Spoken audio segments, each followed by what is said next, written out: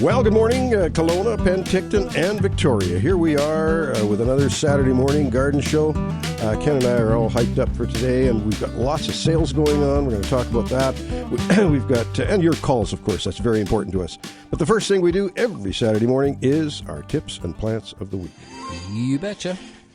This is a kind of a personal tip, is don't back off on tagging your plants or making sure you know what you got in the pots. Yes. I got my big dahlia-flowered zinnias mixed up with my State Fair mix. Yikes. And I don't know which is which. They all look the same, of course. They're all zinnias, but oh well, we'll figure it out. But just keep track of what you got with the little plant tags. They're pretty inexpensive little tags, and you can make tags out of wood, too. My plant of the week is the Emperor Crown Lily, the Fritillaria imperialis. Oh, yes. They're blooming like crazy in the gardens right now, Lovely, and yeah. I've always enjoyed them. They're a very unique-looking plant. Yeah. Not a lily. Emperor Crown Lily is not a lily, remember? Yeah. That's the common name. It's a fritillaria. Very cool plant. Mm-hmm. Yeah, very good, and a little bit stinky, too, I might add. Yes, that's why they're deer-resistant. Yeah, and they keep moles and pocket gophers out of your garden. Yeah, good idea. All right, I also have a tip and a plant this week, and my tip of the week is that when you're planting your carrots, try pre-soaking the seeds for 1 or 2 days prior to planting. And this is something that I've been doing for quite a few years, and I find it works really well. It speeds up the time it takes for the seeds to germinate. As you may know, carrots can take a little while to get going, but pre-soaking them for sometimes up to 2 full days really makes a big difference in their speed of germination. All right, now my plant of the week this week is the Nepeta cat's pajamas. And this is a relatively new dwarf form of flowering Nepeta, which are sometimes called cat mints. They're related to cat mints, but there's a lot of plants. Lavender is related to cat mints. There are a lot of these Nepeta groups that are long blooming. They start blooming early, and they bloom right till the end of the season. So one of the few ever blooming or near ever blooming perennials that you can get. Deer-resistant, drought-tolerant, and tough as crazy. One of the good ones. One of these plants that just survives almost anything. That's my tips and plants for this week. Remember to check GrowerCoach.com and GrowerCoach on YouTube. Ken, I want to remind people that it is World Naked Gardening Day today. And yes. First time I've ever done this, but I actually posted a picture of me gardening in the raw on Facebook. Oh, my goodness. Well, strategically covering parts that need to be covered with a plumosa fern. Yeah. Very. It was quite fun, actually. Donna and I got such a kick out of it. But it is World Naked Gardening Day. And, as Phil, I was on Phil's show the other day, and he reminded me he got quite a kick out of how you can tell when it's warm enough in the garden to plant your tomatoes and peppers and that sort of. Yep. And the word is, of course, you as long as the ground feels comfortable to the bare bottom, you can plant your tomatoes and peppers and cucumbers and things like that. But it's not there yet. So, but you might want to try it. It's World Naked Gardening Day, so you might want to try it. Anyway, let's talk about some of the sales that are coming up here, Ken. We got the Xeriscape, the Oxa sale, which is next weekend. Exciting. Yep. On the 11th. Yeah, that's next weekend. But today, it's the Garden Club sale, the Kelowna Garden Club annual plant sale. Today, May the 4th, starting at 9 o'clock. It'll be starting in a little less than an hour. They'll be opening the gates. I was over at Charlie and Teresa Hodges, and she's got some plants already there, some tomato plants and everything she's going to donate to the Garden Club. Nice. It's a one day that the Garden Club makes a few bucks just to cover expenses and whatnot. But it's a day, too, that people get to share what they have in their garden. Because a lot of the Garden Club members will be doing some separations and that sort of thing. Divisions. And bring them in. So 9 o'clock at Gushican Gardens. That's happening and it's a cash sale only. You want to bring cash and plants, perennials, annuals, shrubs. And they've been nurtured and grown and donated by members of the Kelowna Garden Club. Plants are great, selection's good, and the prices are exceptional. So get on down there. Now, to get to Gushican Gardens, that's another treat you can have. I mean, if you're going to the plant sale, hey, you're getting to see the gardens, too. And if you go down Gordon Drive, turn right on Cameron Avenue. You'll hit it right on. Yeah, perfect. And it's a nice time to view a lot of the flowering ground covers and that sort of thing. Anything that's early blooming the gardens is look great. blooming, and it's gorgeous. It's a lovely time of year to be in the gardens. Gives you lots of ideas. Yeah, for sure. And then speaking of gardens, of course, the Summerland Research Station and Summerland Gardens are doing the same thing. They're up and going and looking great, and they're having the plant sale there as well, which is a great fundraiser for the Summerland and that's today, Gardens. Right? That's today and tomorrow. And tomorrow. It's 2 days. 2 days. Yeah, so if you haven't seen the Summerland Gardens there, it's definitely worth the visit, that's for sure. So I would just put that on your list. Go to the Kelowna Garden Club plant sale, pick up a few things, support the cause, and head out to Summerland and enjoy those gardens as well. It's big xeriscape garden out there, huge, and it's beautiful and just interesting, and lots of good gardeners out there as well that'll be there to answer questions and to show you around. And so again, great way to get ideas. That's the whole thing. It's all about ideas, cool. Especially at this time of year. Get all excited and see some great ideas, and you want to try them in your own garden. And there you go. Got all my tropicals out, Ken. All my precious tropicals Kick are them all out? Yeah, pretty much. My Bocarnia, my big Bocarnia's out. My Pachypodium's out. They're all out, and I'm watching the weather like a hawk. As long as it doesn't get down colder than 5 above, these tropicals will be just fine. In fact, when I was in Australia, was talking to a few people there in the gardens, and parts of Australia, of course, do freeze. Not hard frosts, not like we get, but just they do freeze. And the more south you get in Australia, the colder it gets, right? It's closer to the pole. But some of these plants, like the Bocarnias, did take a little bit of frost. The Bocarnia and the Jacarandas. And some of the cycads, they take a little bit of frost. They don't take hard frost, but a little bit. And so that's why I've got them out now. I don't think we're going to get any more frost in our neck of the woods where we live on Rhonda. However, up higher, we might still be getting frost in the Okanagan. So we've got to separate all this information that we give on the garden show to make sure that you still don't just rely on, yes, you can plant this right now. You got to watch the weather like a hawk, because this is a time of year it can go either way.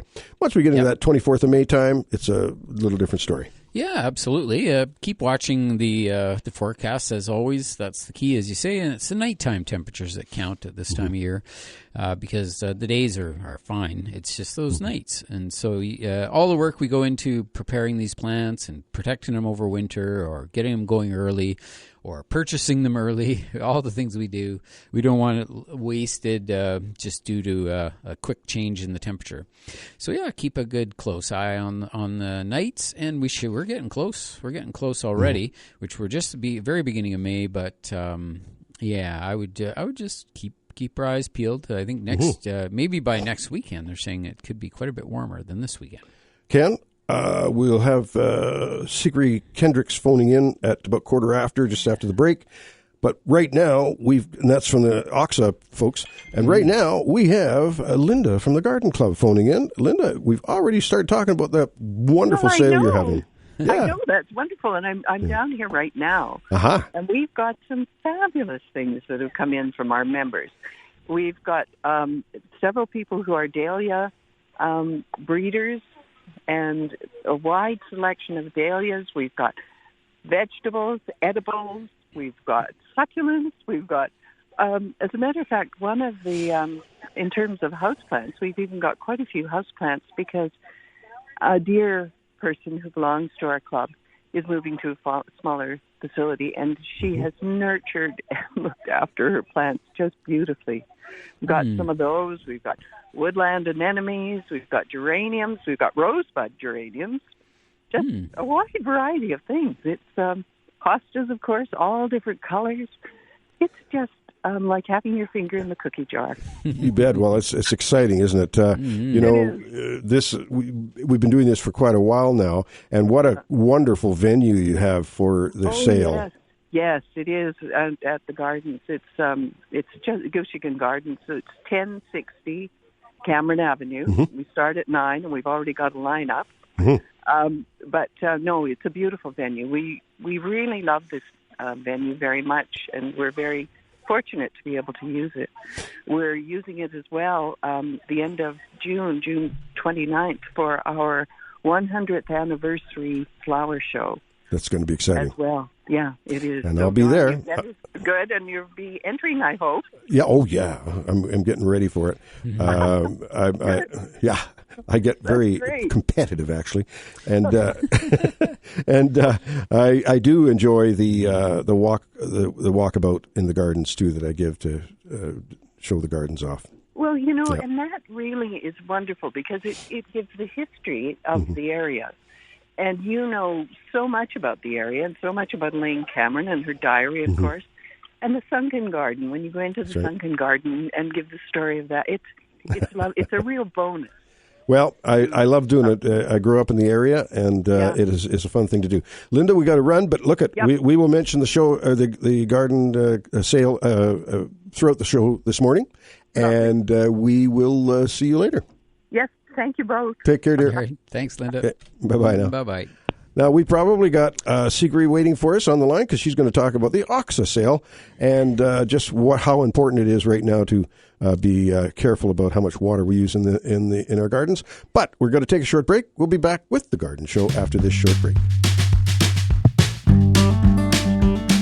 You betcha. We are back with you, and I believe we have Sigrid on the line. Sigrid, welcome to the Garden Show. How you doing? Thank you very much, Don. Thanks, Ken. Yeah. I'm very well. And the two of you? Yeah, we're just rolling along here. Spring is here, so we're all excited.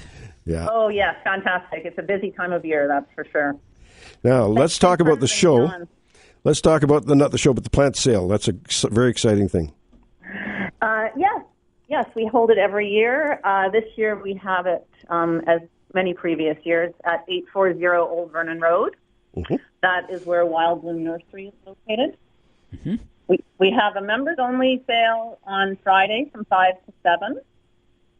And then we are open to the public on the Saturday from 10 until 3. We have thousands of Xeric plants. And with our latest, ever-changing climate, I was on the west side yesterday, and I noticed, I'd read it before on Castnet, but they actually have a sign on the side of the road that West Kelowna is already in stage 2 drought. Mm-hmm. Mm-hmm. We've had the lowest snowpack in 50 years, so that doesn't bode very well for us either. Really important that people start thinking about how they're using their water. You betcha. Yeah. It's becoming more and more, I think, more and more of a relevant topic.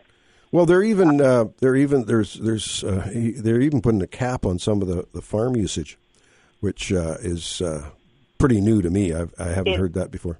I don't think anyone's heard that before, and that I think that indicates the level of scarcity. Yeah.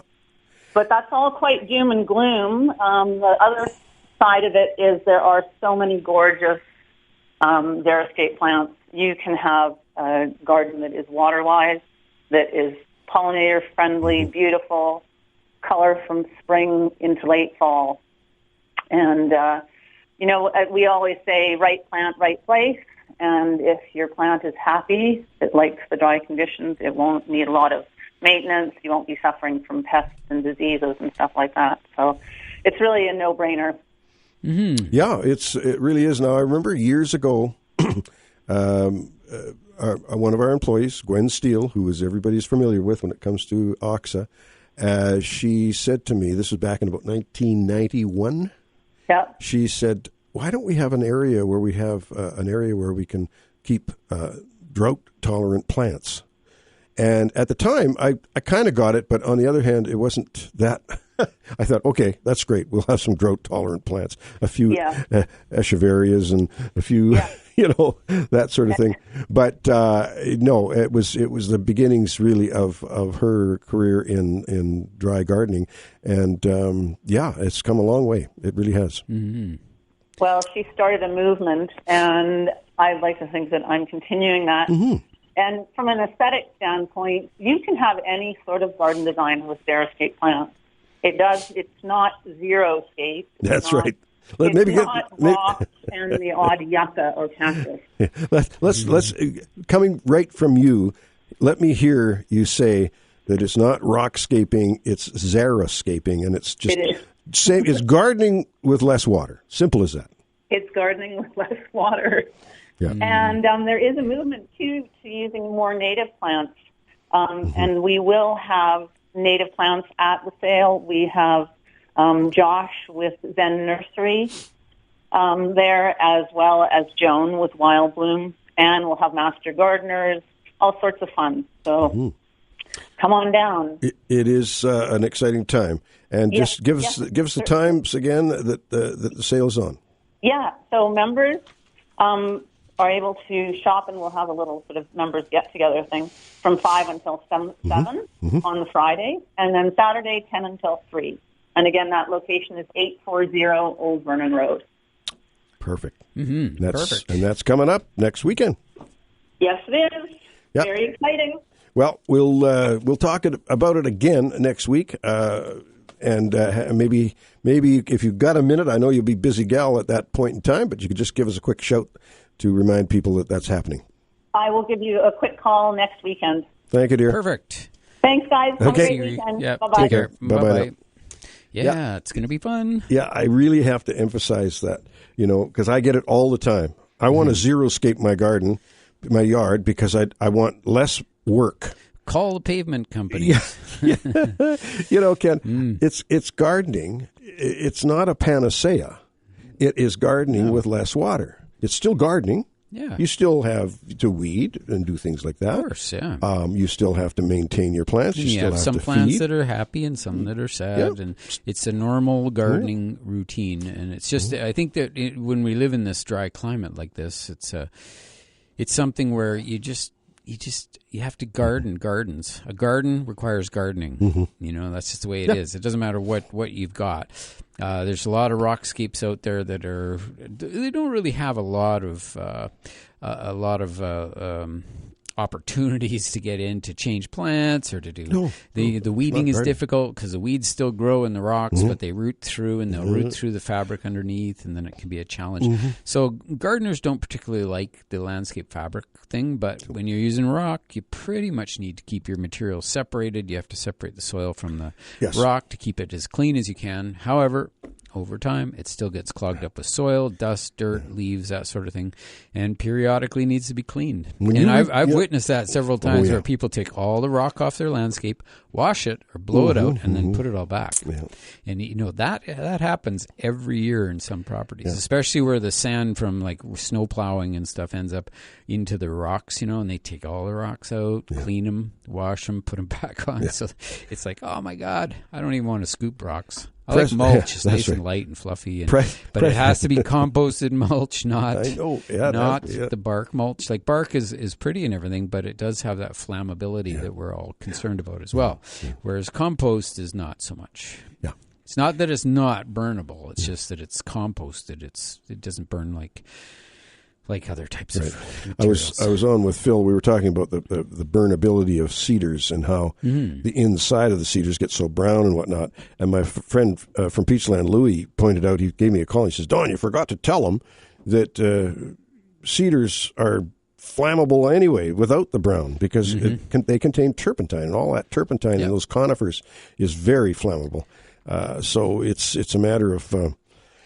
it's a tough call because you do want to, if you want to hedge. I mean, I would imagine Taylor junipers or any type of juniper is just about as flammable as a cedar. Yeah, they just don't drop as much debris, right? Okay. So that's the big difference. But they do contain a lot of, I'm sure they're like turpentines, that sort of thing. They're closely related. Yeah. They're all part of the cypress family.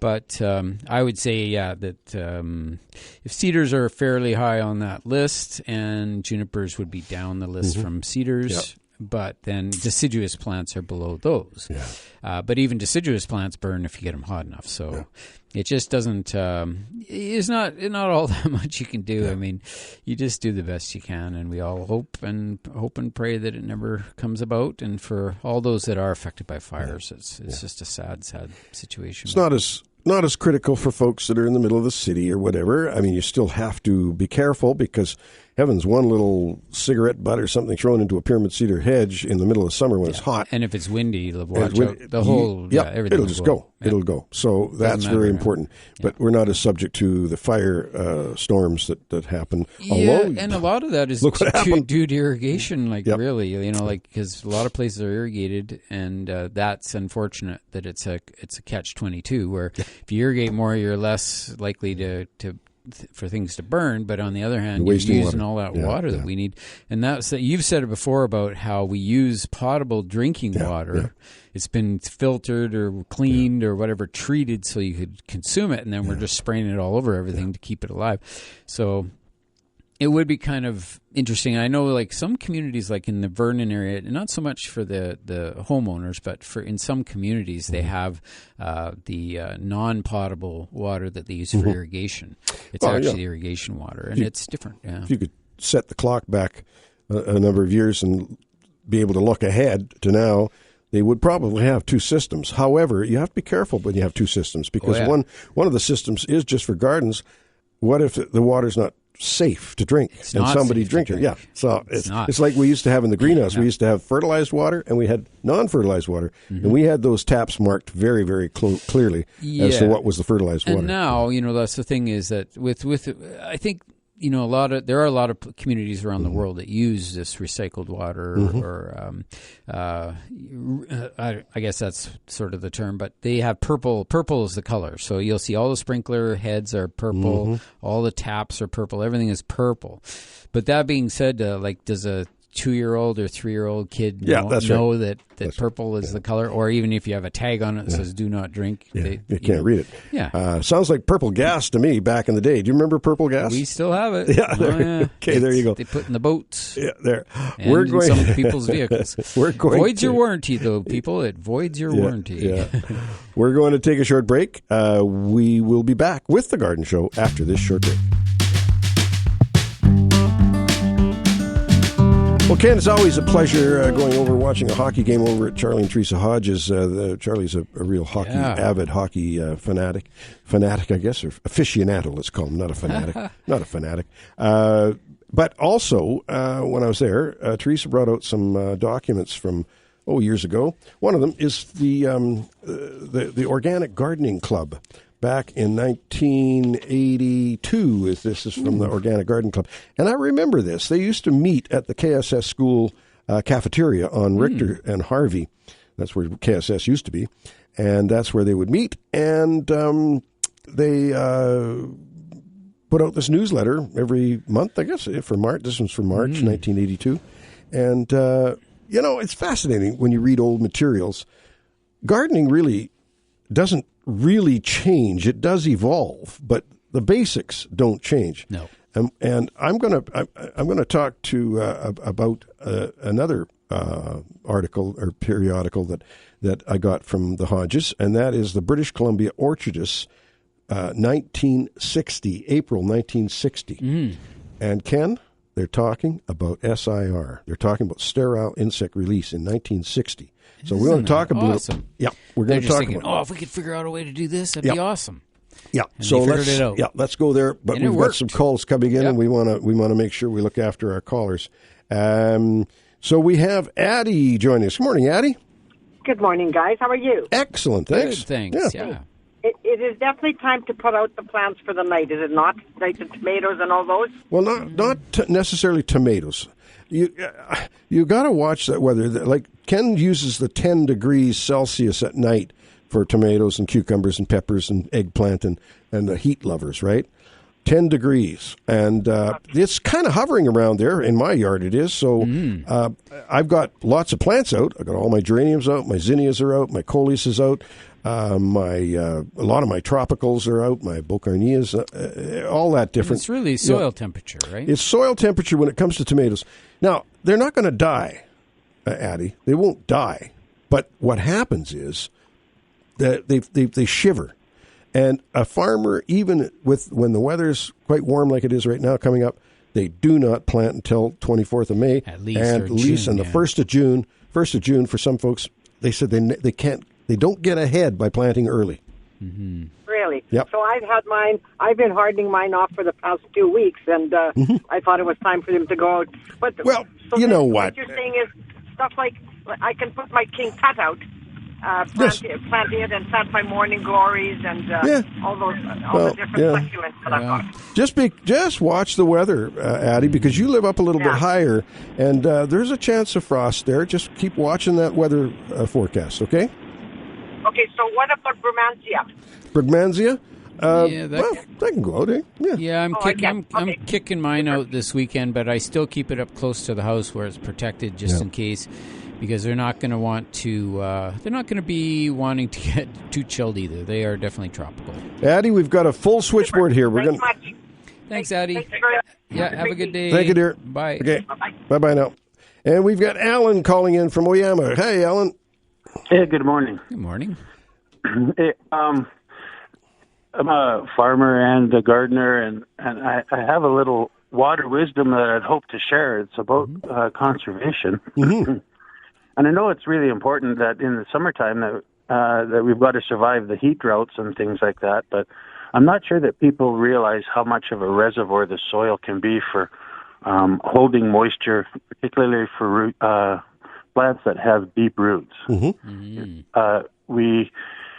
We are spilling water, through over the dams and the reservoirs now, and now is the time of year in which water can get deep. So not in your vegetable garden, but if you've got trees and deep-rooted plants in your backyard, now is the time to get the moisture down deep. And our typical soils here, in the first 3 feet, if we've got optimum soil temperature, we can hold the equivalent of 2 inches of rain in our sandy loams here. And so it's important to save water, but now at this time of year when it's spilling over the dams is the time to consider that deep moisture and not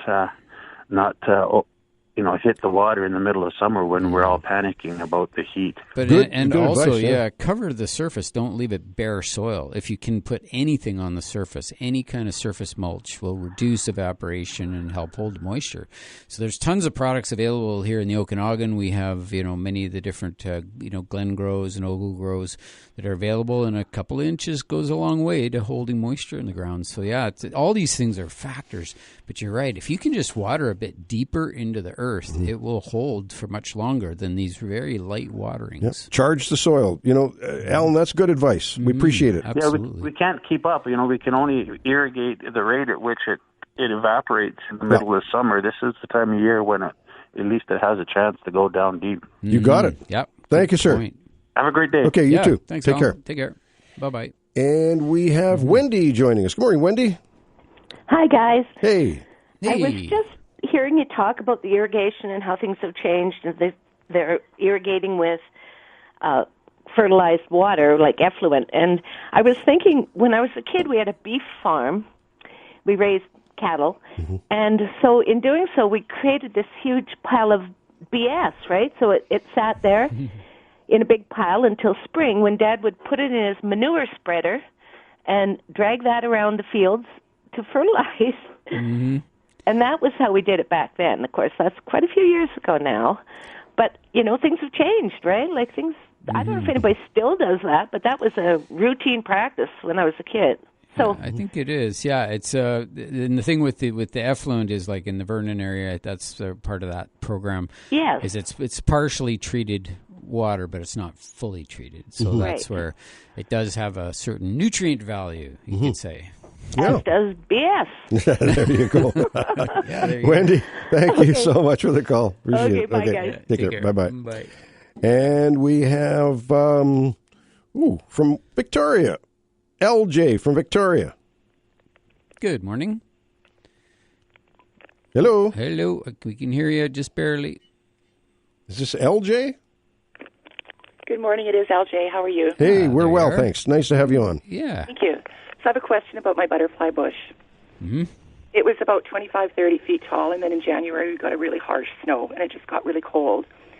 So a significant amount of it died. So I pruned it all back, and if I scratch the main stems, there's still green in there. So am I going to get it back, or is it gone? Yeah, they will often freeze down. In colder climates, they will almost always freeze down.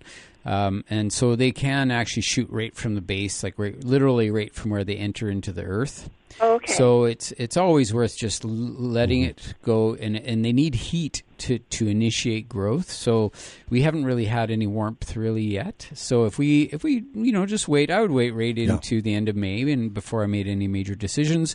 And if you just see a few little leaves coming, surprisingly, those little leaves can get up to about 6 or 8 feet high by the end of July. So I would say, let's just wait it out, but you're also good to take out some of that dead stuff. If you know it's dead, you've scratched it, it's just brown inside, you can cut all that stuff out. It's a lot of work, but then you're going to have to do it sooner or later, I guess. Yeah, I've done most of that, so now my fingers are crossed. It was so beautiful. Mm-hmm. Yeah, and then it's kind of, think of it as a rejuvenation. Hopefully it'll just come back and come back to its full glory over the next 2 years or so. Okay, thank you so much. Yeah. Thank you, dear. Appreciate the call. Bye-bye. Okay, bye. And we have Lily joining us. Lily, welcome to the show. Yeah, thank you. I listen to you whenever I have a chance. And I've got a little problem in the garden. My radishes we've been eating for a couple of weeks, but now some kind of little bug is nibbling on the top of them. I don't think it's a snail. So have you got any idea? You're talking about the foliage of the radish plant?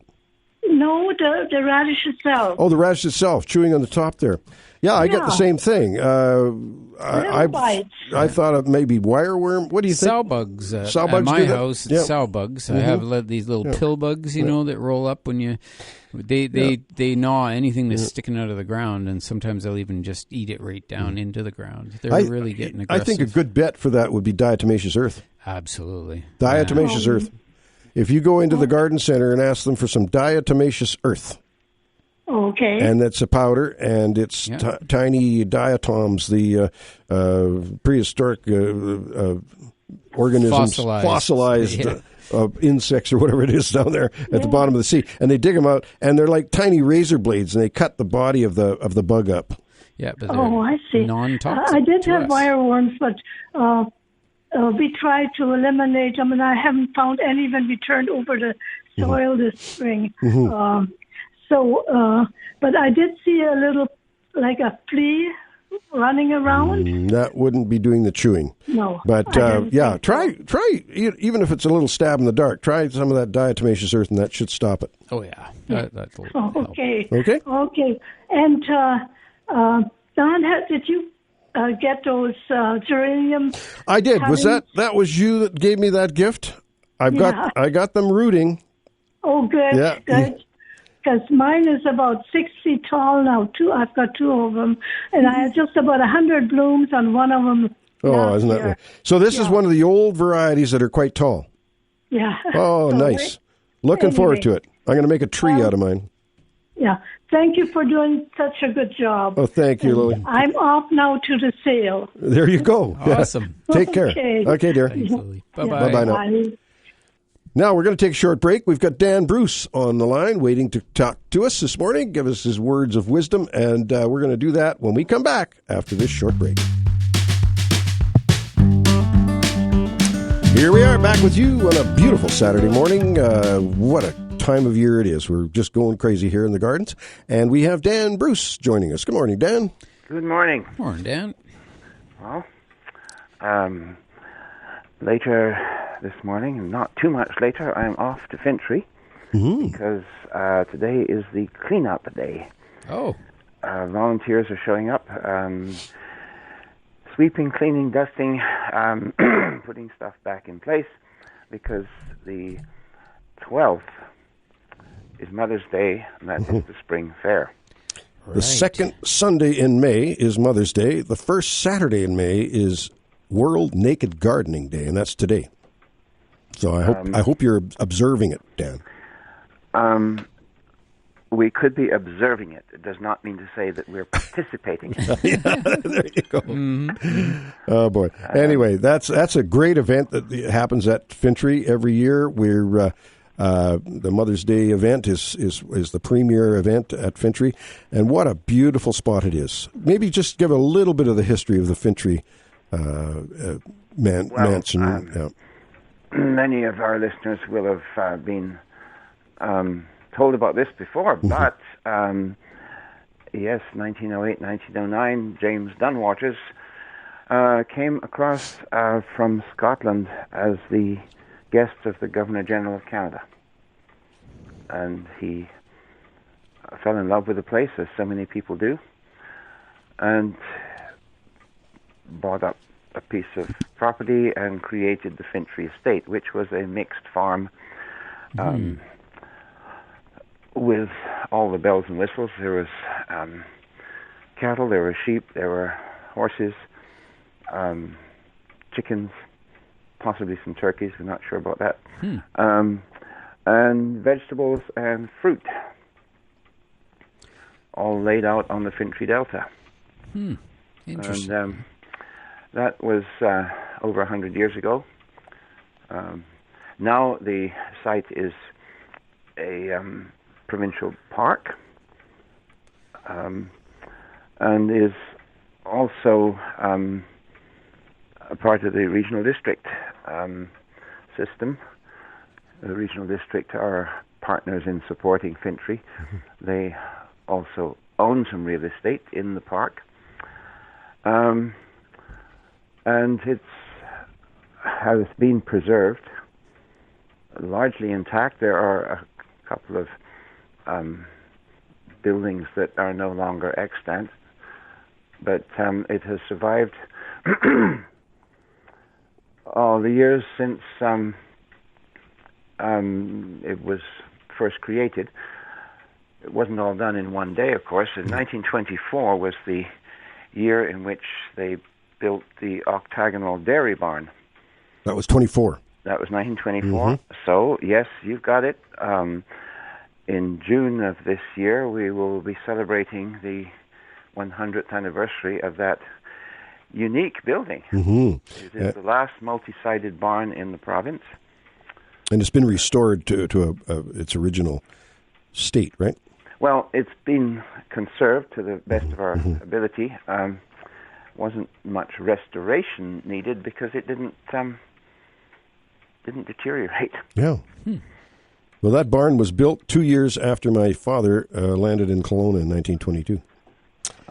So it's such a historical place, Dan, isn't it? And I just highly recommend people the opportunity to go and visit the estate and see the grounds and enjoy is the Mother's Day event. I mean, it really is a fabulous event. Tell us a little bit about what you've got going on there with the event this year. Well, it'll be the sort of traditional form. There will be live music from the veranda. The Kalamalka Pipe Band will be performing.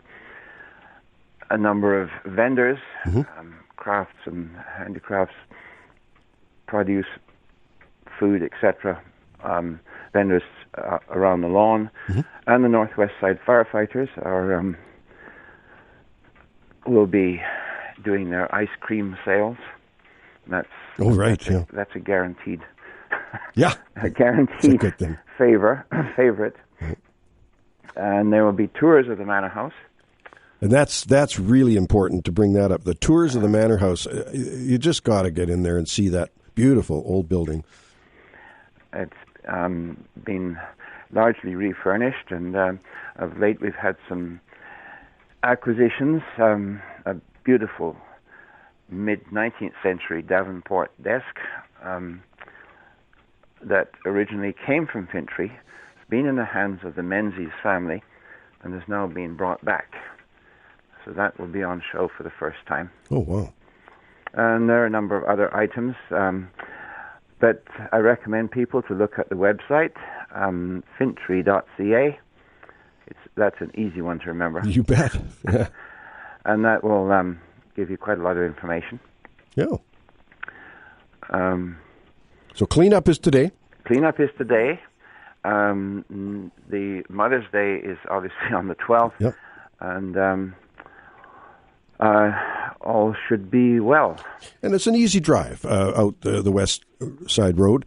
You can access it from Vernon as well, but going down the West Side Road, it's really an improved road. Over the years, they've done so many improvements to it, so it's not as twisty and windy as it has been. Although it's not a highway, it is still a road, but it is relatively easy to drive, and as long as everybody doesn't mess around, everything's good. It's a nice drive. It's a very scenic drive to drive down through along the lake shore there. That is really, really scenic and very historical. It was along the way there. There's a few of the spots where the Sycamoose and other paddle wheelers used to stop in, and Fintry being one of them.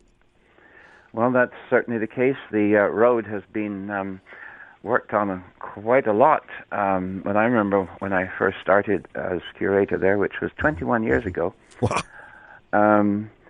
It was a little bit of an expedition to get out there. Yeah. Now, the road has been improved. And the thing to bear in mind, of course, is that the bighorn sheep appreciate the fact that the road is improved, and they sometimes use it as a relaxing spot. Yeah, all right. Nice to got the heat from the road, eh? So they, as you drive up, you need to kind of remember that they're around as well. And they own the place. Nice to see them, though. It really is nice to see them. Bighorn sheep, and I go back way further than you do, Dan, both in age and in living here. And I remember it being pretty much a gravel road. Well, back in the early 60s, it was a gravel road. That was when you rode your little dinosaur pet up and down the other side. Yeah, that's right. Yeah. Dan, we really appreciate your call. We're going to have to move on here, but look at I encourage people to take that in. What time's the gate open on Sunday? Next Sunday. On Mother's Day, the fair opens at 10. 10 o'clock. Okay. And it goes till 4. And is it by donation? It's an entry by donation. Everybody is welcome. Dogs are welcome on lead. Dogs are welcome on leads in the manor house as well, so you don't have to leave the dog outside or have somebody hold it. It's part of the family. Bring it in. Perfect. Nice. Dan, we appreciate your call. You're welcome. Take care, bud. Talk to you next week. Yep, bye-bye. Yep. Bye-bye.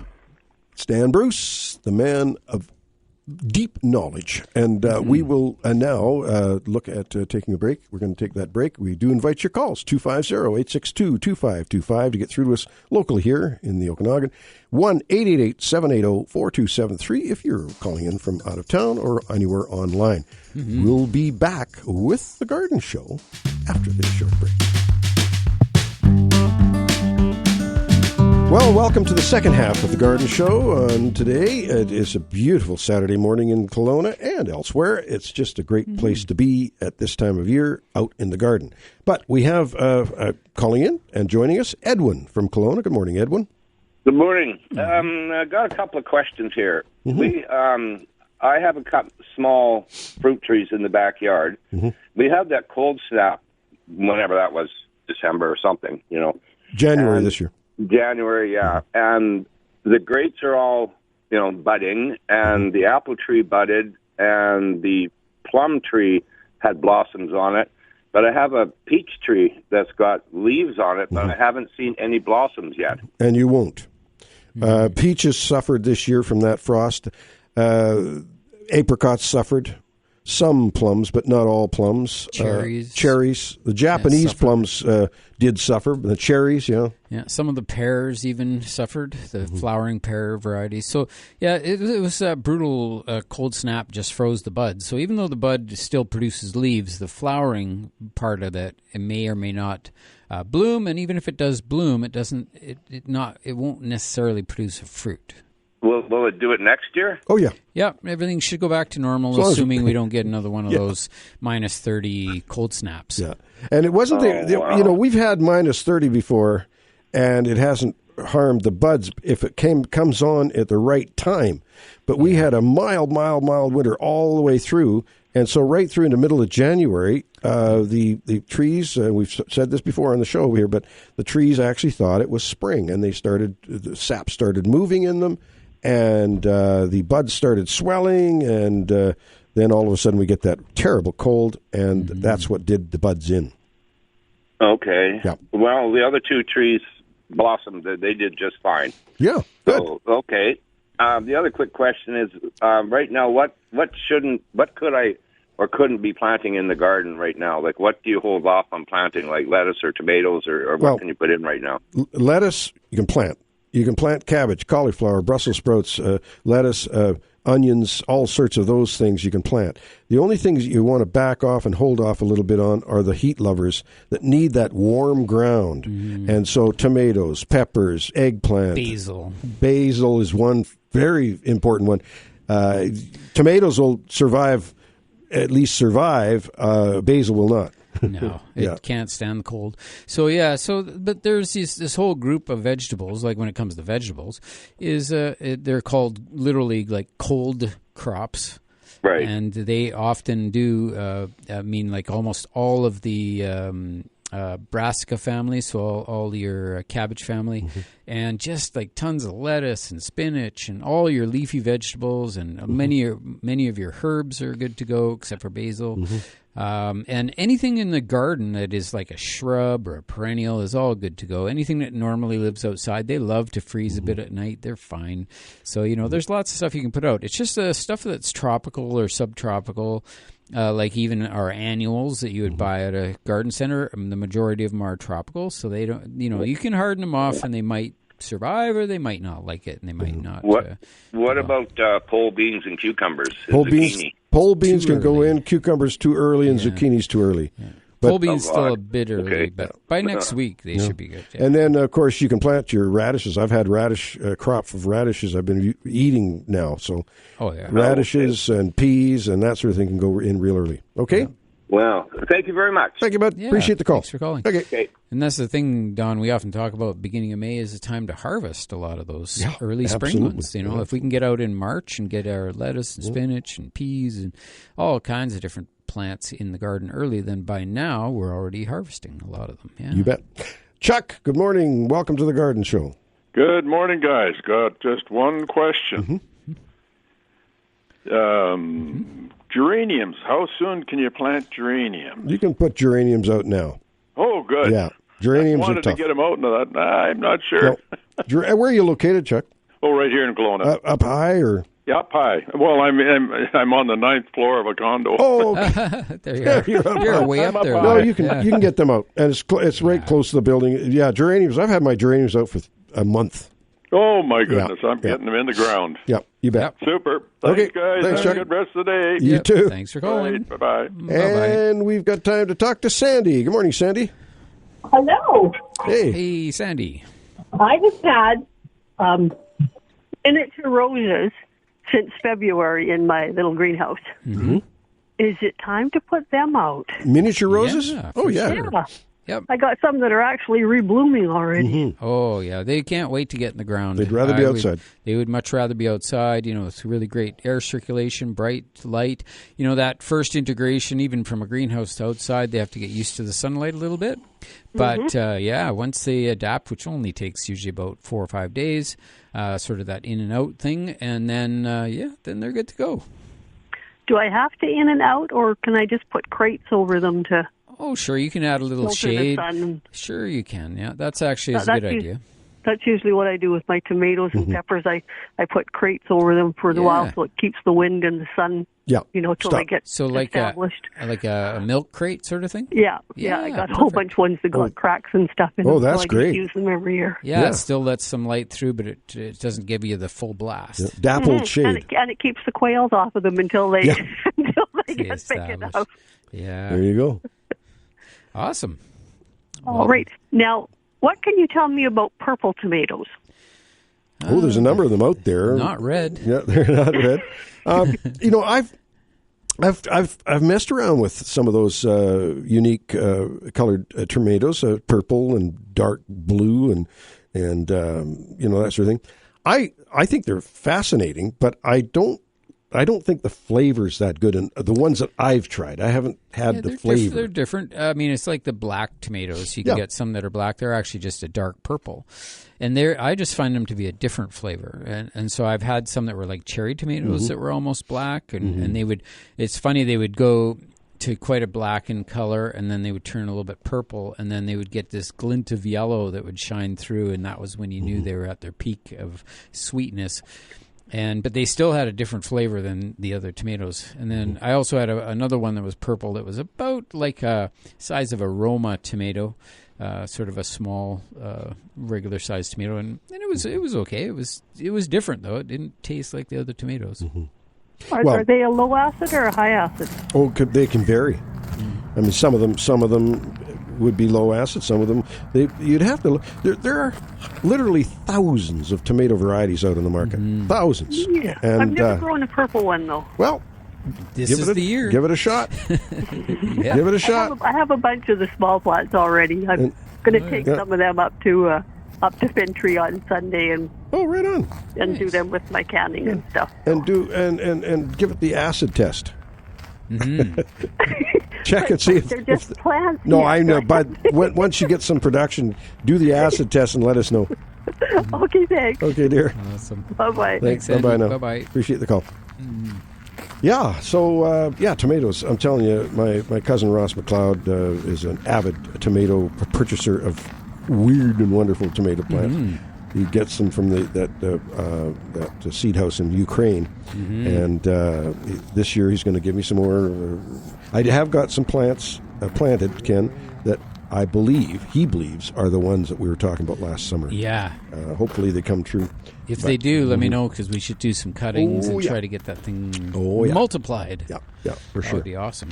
I want to talk, when we have a moment here, when we don't have any callers, I want to talk about this article, the 1960 article that was written about, could this be death to the codling moth? And it was an article written in 1960, Ken. And they were talking about how the sterile insect program had started back in 1954.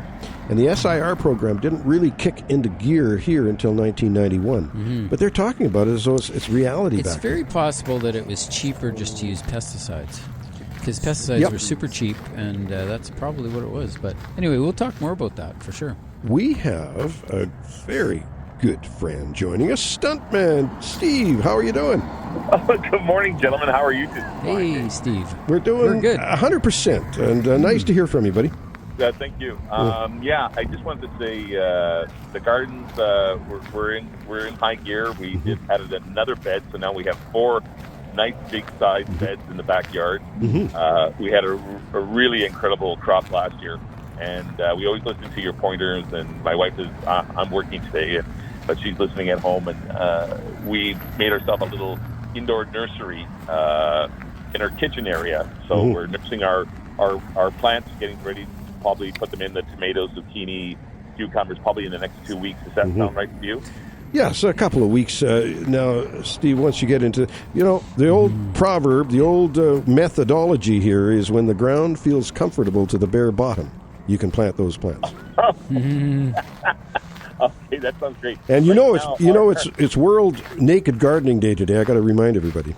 Oh my God! There's some crossover there, so yeah. You guys are quite on the ball today. I got to tell you though, our garlic is going crazy right now in the garden. It is just loving it, and it's bountiful. It's wonderful to see how nature kind of tries to survive through different weather conditions. Yeah. And also I got to say, we're big fans of hummingbirds, and we noticed the hummingbirds were a little bit later coming just because of the weird weather we've been having. But it's the red rufuses that are coming before the calliopes, which is really quite amazing, because usually you see the green calliopes. They arrive first, and then you see the red rufuses. And this year, the red rufuses were on scene at least a week or two before the green calliopes. Hard to say that one, yeah. Just got your mouth fixed and your lips won't work. Yeah, you wouldn't believe I was in broadcasting for years. I know.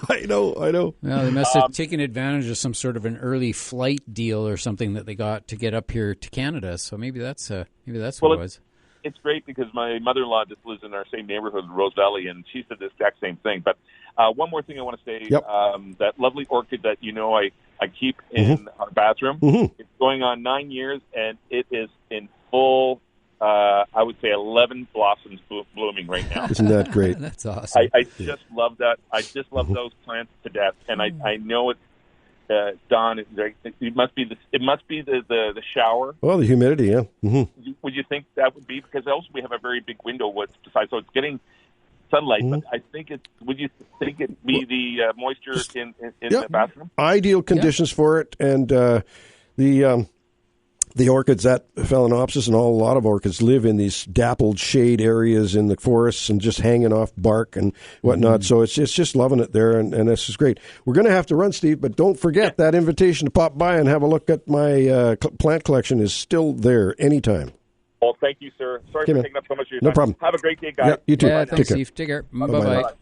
That's Stumpman Steve. He's a renowned radio broadcaster from Kelowna here. We're going to take a short break. We'll be back with The Garden Show after this short break.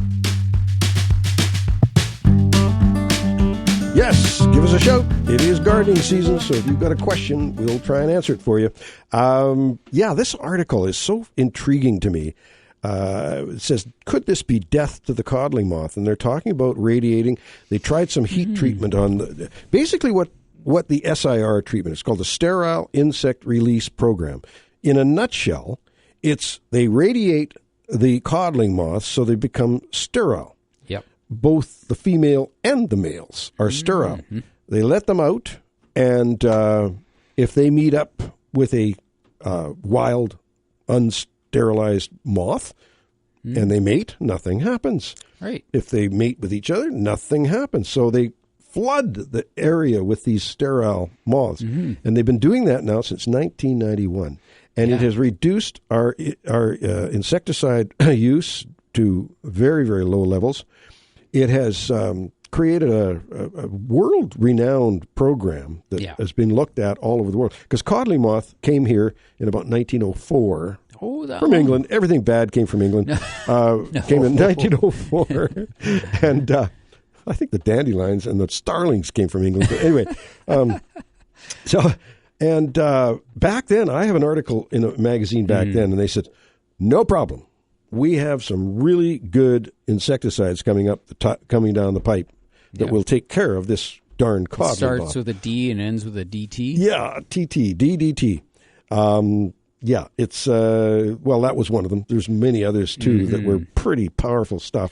And they're still there today. Isn't that nice? A lot of that stuff didn't go away. No. And, but we've cleaned up our act in many, many ways. Yes, for sure. I mean, Ken, when you and I, especially myself, back in the 60s, had the garden center, we had walls and walls and walls of pesticides. Yeah. And now in the garden centers, it's quite a small area, and most of the pesticides that are on the shelf right now are made with synthetic pyrethroids or pyrethrum itself. Pyrethrum is from... Or other things, other living organisms. Oh, yeah, living organisms, that's right. And also soaps and other things that are doing... They're still pesticides. They're just different types of pesticides. They're low impact. Still have to spray. And it's important to know. I know some people say, "Oh, you shouldn't be spraying." It's like, no, we still spray. It's better products now, right? And hopefully, everybody's participating in that program. It's all about knowledge, learning as much as you can about the problem way ahead of time, if you can. Yeah, right. And and encouraging the environment where we have the beneficial insects that helps tremendously. Yeah. I love that video I have of the little wasp. Tiny wasp that goes around and injects with his proboscis that comes out of his butt, and bing, just stings him. Sting. And he's just stinging aphids like crazy. Put an egg in each aphid, and that egg hatches into a little tiny larva, and it slowly eats the aphid from the insides out. I know it's not very pleasant to think about. It doesn't. It just, what it does is it stops the aphid from feeding, but it doesn't wreck its organs completely until the end when the larva is finished doing its job. It doesn't want the aphid to die. Some paralysis that happens. It wants to keep its meal alive is what they want to do. But anyway, that's a paralysis thing. Very fascinating Very fascinating thing. And so I haven't used a spray in my yard for years because I just promote the natural biological control, because there's so many insects out there. You taught me about the little tiny wasp that harbors around the white alyssum. If you've got white alyssum planted in your garden, the regular sweet alyssum, that's one of amazing. The best attractants for these tiny insects that are actually pollen and nectar feeders in their day job. But when it does come time to lay eggs, they definitely lay their eggs into aphids and other. Mostly aphids, yeah. Mm-hmm. Then there's some that go into caterpillars. Yeah, and those are slightly different species. Yeah. But it's fascinating that nature has its way of dealing with these population explosions that happen. But you have to keep in mind that you cannot have a population explosion without the beneficial insects being there unless you spray. And you can't have the beneficials at all without the population explosion, because the beneficials are not stupid. They're not going to lay eggs where there's no dinner. So you have to, when you start to get an aphid infestation, it's really starting to take over. That's a good thing, because now you're starting to get the populations up there. And then the ladybugs will go like, hey, here's a good place to lay some eggs. Then they'll come in, lay eggs. And same with syrphid flies or any of the other beneficial insects. There's so many different ones, but they're all looking for these colonies of pests or problems in order to, because they're just not going to set their eggs anywhere where there's not enough food to feed them. And so it's just common sense in a way, but we sometimes forget about that, and we realize, when I see an aphid infestation, I think, oh, this is great. This is going to feed a ton of beneficials. Awesome. And other people think, oh, I gotta kill them. It's like, well, in the process of spraying for the aphids, you're killing the beneficials too, so it's a catch-22. And so, leaving them alone makes sense. Because the wasps will come and get them, because the wasps are there's so many different types of wasps, but they love to eat. Aphids are just like little grapes. They're like little miniature balls of sugar that just live, and they wander around on the plants, and they're so yummy for a lot of different, and birds too. They love to eat those little finches that love to feed on aphids. They're a delicacy, actually, in the gardening world, the aphids. And so when you see aphids, don't freak out. Aphids do not kill plants. They do have one thing that they do, and they are a vector sometimes for disease. For certain viruses. Certain types of disease, they'll spread virus and things like that. So, Ken, I took my own advice, and I put 100 tablets of aspirin around my Japanese maple that I think is suffering from verticillium. And I put water the heck out of it. I just took these tablets and I just threw them all around the root system, and we're watering it in. I didn't know how to apply it. I was lazy. Over the years, I've said, mix the aspirin into water and water it in. But, hey, this is going to work just fine. We'll see what happens, because, the aspirin comes from the willow bark, and willows never get verticillium, so that's kind of... No, this is a proven thing now. I don't know if you remember, but over probably the last 20 years, we've been talking about this, and I wasn't sure if it was just you and I talking about it or what. But then I started to research it to find out, okay, well, who's studying this? And you know what? I couldn't find anything. Anywhere, and I started to think that maybe we're the only ones talking about this. But then just last year, I found several fairly large studies that have actually identified the actual chemical or the effect that happens, why this aspirin is so effective against fungus diseases. And then they've identified the exact enzyme because of that, and now they're working on that, using that as a potential cure for some of these really bad fungus diseases like verticillium. So the studies are in, and they're going. They're still studying. They'll probably have another 4 or 5 years of that, but it's coming soon.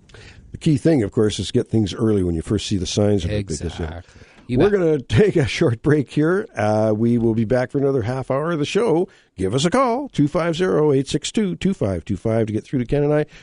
1-888-780-4273 if you're calling from out of town, in Victoria area, or anywhere online. We'll be back with The Garden Show after this short break.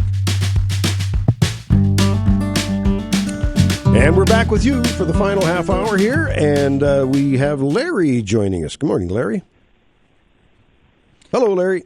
Good morning. Good morning, gentlemen. Yeah, how are you doing today? Question, I'm fine. Good. There's still a bit of snow up in the mountains or the hills there. Is it still okay to put in some marigolds as starters? Yeah, well, you're talking about the southern or the northern face of the South Mountains. Like looking south, you see some snow. Right. Yeah, well, that's definitely a sign that you shouldn't be putting your heat lovers in there. And marigolds are kind of heat lovers, so... Yeah, they are. We've seen a lot of them freeze out already just in the last week. Okay. Yeah. So the long weekend in May still? Yep, that's what I'm aiming for. Yep. You know, the petunias are tougher than the marigolds. Mm-hmm. That I've learned as well. They seem to adapt to cooler temperatures, but I don't think any of them really like the cold soil. They don't like the chill, you know. They'd like to go... mind the marigolds, so I wait till... or I put those in to make sure. Yeah, and you can put them out. You can still put them outside, get them used to being outside, but you put them out at 11 and bring them in by 3:30 or something, and generally they're good. Sounds good. I will do that. Yeah, cool. Thanks, Larry. Appreciate the call. Okay. Yep, thanks. Bye now. Bye-bye. Hey, a glimmer of hope, okay? Yep. Couple of glimmers of hope. One, the Canucks, of course. I have some hope.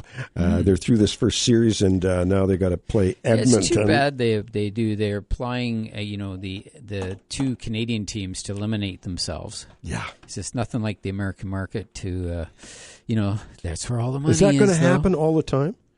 It seems to be. Is like.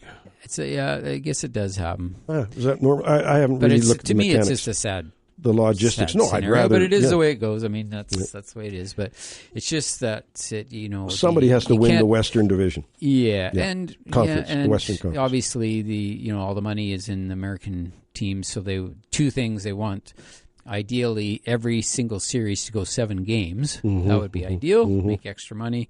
And if it just happens that the American teams win, then they're going to make a lot more money because the NHL is a big conglomerate, right? It's all fun in games, but either way, I just think whoever's going to be out there playing, they just play their hearts out. Fun to watch. Wow, what a bunch of series we've seen this year. Edmonton's looking so hot. Yep. So it's just, like I say, I'd rather have Edmonton go and knock off some of our other competition before we have to play them. Yeah. But that being said, it's going to be a heck of a series, that's for sure. The other glimmer of hope we have, Ken, is my Calicarpa, my beautyberry, has one shoot coming at the base. Oh, one shoot coming up at the base. So it means it has maybe potentially more than one leaf. Yeah. That's awesome. Yeah. It's going to be fine. Patience. One tiny little shoot on this 4.5 foot high shrub. Gardening is all about anticipation. Yeah. 5 years from now, you'll be looking at that thing and it's almost 3 feet high, and you'll be going like, "Wow, I got it back!" And then it'll freeze. And then it'll freeze again. No, I'm just kidding. Oh, I'm telling you, it's it is something. It's gardening, though. Yeah, and that, like you say, so what you've got there is you've got this massive, or in comparison, a massive root system pushing that one little shoot. And once those leaves come out and start feeding those roots, it's going to keep the roots alive, and that's all that matters. And then the roots will kick in, and they'll push that top up, and you'll get a plant back. And by the end of this year, it'll be looking... I'm going to predict that it'll look pretty good by the end of the year. Well, I'll not massive. I'm going to hold you to that. Maybe not blooming. Well, it won't bloom, that's for sure. But another reminder that today, right now, for the last half hour or so, is the Kelowna Garden Club is down at the Gushigan Gardens, and they're having their plant sale. If you want to take part in a really good plant sale with plants brought in by gardeners, avid gardeners, and they share their stuff. Whip down there. It's on Cameron Avenue off of Gordon. You can turn right if you're heading south on Gordon. You turn right on Cameron. If you're heading north on Gordon, you turn left on Cameron. And once you do that, you'll be right there. You can't miss it. And enjoy the gardens. Oh, the gardens themselves. They're so beautiful this time of year. Yep, they are amazing. Yeah, and then also remember there's also a plant sale out at the Summerland Research Station, which is in Summerland, and the Friends of the Garden. It's their big fundraiser. They do a big plant sale there, and it's definitely worth getting out to check that out. And that is both today and tomorrow at the Summerland Research Station. And of course, the OXA plant sale, which is happening next week. Yeah. Next weekend. The Okanagan Xeriscape Association plant sale. It's happening May the 11th, 10 a.m. to 3 p.m. at Wild Bloom Nurseries, 840 Old Vernon Road, and a sneak preview for the folks that belong to OXA. Easy to join. Just go to the OXA, the Okanagan Xeriscape Association website, and you will be able to join, and you become a member. Then you can get sneak preview on the Friday night before the plant sale starts in the next day. So you get, and then you have a membership in the organization as well. Betcha. And lots of gardeners on hand to give you information and do's and don'ts on master gardeners will be there. I'm sure. Yep. Because there is some expertise needed, a little bit, or information needed if you want to switch over and just start going less water. Lots of native plants.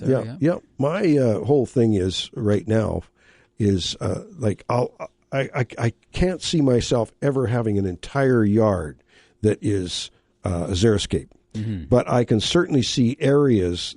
And this is why I want your boys to come, and girls to come and help me reorganize my sprinkler system so that I'm more on drip than I am on spray. And heavens, we've got a juniper out front there, this Prince of Wales juniper that I really hype up as being one of the best low-growing flat junipers. You can almost walk on them. Well, you can walk on them. It's just a good juniper for us. And it's easy to maintain because you can cut it back when it gets a little bit too wide. Never grows any taller than 6 inches. And, it's a good juniper. And it doesn't need water. All it cares about is a little ambient moisture coming from the other plants. And yet we've got sprinklers sprinkling on it, Yeah. Doesn't need it. Yeah, no, that's where, again, with drip lines, there's a lot of secrets to sort of short-term water and long-term water for drip systems. Yeah. And when you first plant a planting or a landscape, your drip systems are pretty much right on top of the plants, and they're going to have to run quite regularly to get those plants to establish. But once established, then the plant's requirements are way less, and also you don't have to have it as close to the plant. Actually, the plants are starting to send their roots out farther, so then those drip lines can be moved out farther away from the plants. And sometimes, if you do a proper grid, which is all about gridding the plants, so that you have like a 24 to 36 inch spacing somewhere in that range over the entire bed. When you do water, the entire bed becomes a reservoir, and just like the gentleman who phoned in earlier talking about using your soil as a reservoir is a really great idea. And those drip lines do that. They just drop straight into the soil. And but what happens, I think, is people can't really tell. They can't really, is it getting water or not? So, but again, covering the drip lines and everything with a mulch. And again, we always recommend a compost-based mulch. And somebody's going to hide those pipes, but most importantly, is going to hold moisture in the ground. And it's amazing. A little wet spot the size of maybe size of a baseball on the ground equates to about a 20-inch diameter wet spot underground. Yeah, so it each spreads drip, out. it really does. And so they actually, even if you had drips 12 inches apart, they're easily intermingling and overlapping underground, those moist areas. And one of the things that people have to remember, too, two things. One is when you buy drought-tolerant plants, they're not drought-tolerant in the pots, and they're not drought-tolerant right off the bat. They have to get established. 4 to 6 weeks, to get them to establish, and then even then, it can be longer. Some of our favorite plants are slower growing, so that means they're also slower to establish. So you got to add, 8 weeks, 10 weeks, and by that time we're into the summer. So we need to really. I just say those new plants you have to baby, and they need extra water, but the old plants don't. So don't be out there watering stuff that doesn't need to be watered. Like, they still need water, but if once a week would be probably adequate for most shrubbery. But you have to teach it that it's not always going to be watered, because the more you water, the more they become dependent on that water. But when you water well, but then give it a break in between, right? Just like houseplants. Just exactly like houseplants. Yeah, Ken, before we go, we're going to take a break quickly here, the last break of the day. We do invite your calls when we come back. I've just got a quick story here. Daffy Duck and Elmer Fudd went into the liquor store. They went to rob a liquor store. And Daffy Duck holds this case of up, and he says, "Is this whiskey?" And Elmer Fudd says, "Not as whiskey as robbing a bank." Okay. Anyway, I tried to put that over nicely. It didn't go over. I can tell just by the way you're acting. Anyway, we're going to take a short break. We will be back with The Garden Show after this short break.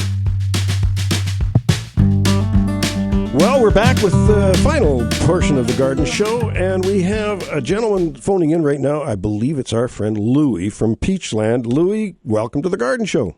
Yeah, good morning, everybody there. I am in mourning. Oh, dear. I'm very deeply in mourning. I planted 45 years ago 2 walnut trees. Oh. And they are game over for them. So I have to use the chainsaw. Louis, I've seen some pretty serious damage on some of the walnut trees, and yet others are okay. One neighbor of mine, the walnut tree is fine. The one across the street, big-time damage. It depends how the air moved, the warm air. I guess, yeah. Well, there's a lot of hot air in your yard. Here's ice, I'm North Country. And then I don't have even one single apricot. No, they'd be done, yeah. So, but the tree's alive. My wife gave me hell this morning. She said, you poisoned all the grapes. Yeah, right? Oh, I know. You're always getting heck from her. Will you tell Rose that we love her? She's a good gal. Yeah. So how are the terrorists doing in your yard? Cherries? I don't have any. No, cherries. I'm talking They died, 2 years ago. Talking about the terrorists. Oh, the terrorists. Yeah. Yeah, they are coming steady. Only $38 for a big bag of tiny kernels from Buckerfield every 3 weeks or 4 weeks, What, and you're feeding the buggers, and on top of it. You're feeding them. Look at this. We're talking deer here, not... The deer, yeah, they are steady here too because the old apples are a little bit wrinkled out it goes. Yeah. And the potato peel and then the cabbage peeling and so on. Oh, yeah. She was very surprised. There was a real big guy here right standing there like a statuette, eh? Yeah. Beautiful. I mean, I didn't tell you about the blackie, eh? The bear. Oh, a bear. Oh. Yeah. Isn't that beautiful? Well, I'm living in a zoo, Hey, Louis, it's great to have you come on the show. And I'll tell you, I really enjoy my few visits I've had with you out there, and you're a talented man with your... You guys have a good day, eh? You too. And you know what? Yesterday we talked about that Canucks, and I'm so glad, like you, about that they win. Yeah. Mm-hmm. Yeah. And hopefully they're going to carry it through. And when they are really making it, I don't want to live in Vancouver because it's going to be shredded. I know. It'll be something else. Louis, thanks for the call, man. Take care. Okay, man. Have the best day. Take care. Okay. Bye. Bye-bye. Bye. Yeah. What a character that gentleman is. We've really enjoyed getting to meet him. I mean, he's been phoning into the Garden Show for years, but actually to go and meet Louis and see his operation there, he keeps bees, he's got gardens, he has a foundry, and he melts brass down and makes all sorts of beautiful brass ornaments and also grave markers and things like that. Yeah, cool. Oh, very talented man and lots of fun. And he's got a shop, a big lathe, and he's got all sorts of stuff going on there. Really interesting. Very cool. And an avid plant lover. Just, we got to remind people, we're getting close to the end of the show here. We have to remind people of especially today's garden club sale at Gooshican Gardens. Really advise you to take part in that. Go and have a look and see what's going on. I bet you'll see some deals. Plus, you get to see the show, see the gardens themselves. And next Sunday at Fintry, Dan Bruce tells us that Fintry is having their annual Mother's Day event, and that is, again, a real good event to go to. Lots of things going on gardening related this year and history related that are happening at this time of year. The weather's good. It's not too hot, not too chilly. It's just about right. It's just like the Three Bears. Perfect.